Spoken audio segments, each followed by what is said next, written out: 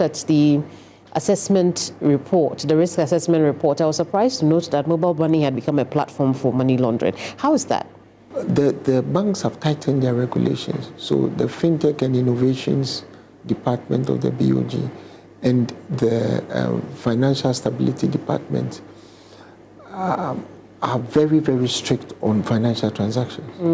Indeed, if what I know, you can't even, in Ghana today, you can't even give a third party a check of more than 5,000 cedis. That's how strict they are, right? As we speak, you can't even transfer foreign currency to an individual without setting checks on the individual where the money is going. So they're very strict. So the platform that most of them use will be the mobile money platforms, which is more or less, I won't say unregulated, but because it's virtual, yeah, those virtual assets, right, it's more difficult to monitor. Then there's also Bitcoin and cryptocurrency. It's inactive, even though it's outlawed in this country as we speak. It's actively being used because, you see, by the very definition of cryptocurrency, it is difficult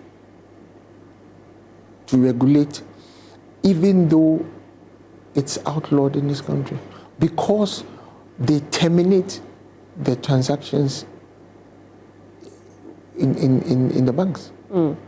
So, I mean, so when it comes to those digital assets, what are you doing to be able to then track how much money, is being... The Bank of Ghana, as we speak, is putting in regulation for us to be able to monitor what they do and what they don't do.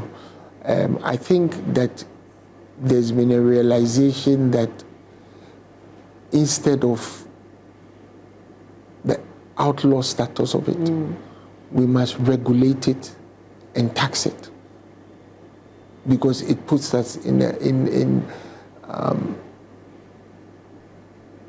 it puts us as being current on the trend of the way financial transactions are going, right? We can't keep staying, putting our head in the sand and pretending like we don't know that that's the direction it is going. So it's being regulated, and if it's regulated, it's easier to monitor.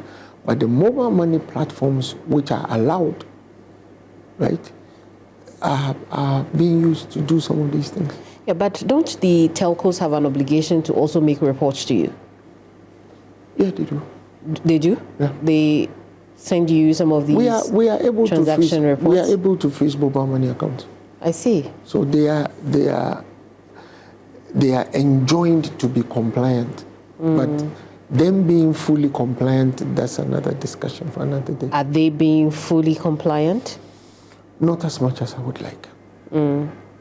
I talked about the front foot approach that we need, and they in particular, not as much as I would like. The banks are, but the telcos, no. I see. Is that why we are unable to tackle the issue of fraud also? Yes. Yes. Yes. I think that, the basic things like somebody calling you and telling you, Madam, I've transferred some money into your account by mistake, send it back to me. Those basic little scams, right? If we had regular reporting from the telcos, we will be able to know the regularity with which even a certain number is doing a certain kind of transaction, right? But I would want to believe that because the mobile money platform is not their core business, maybe, just maybe, because it's a float of sorts, maybe, just maybe, there may be some inefficiencies here and there. We think that with time, we will be able to come to a consonance with them for us to be able to give us what we need.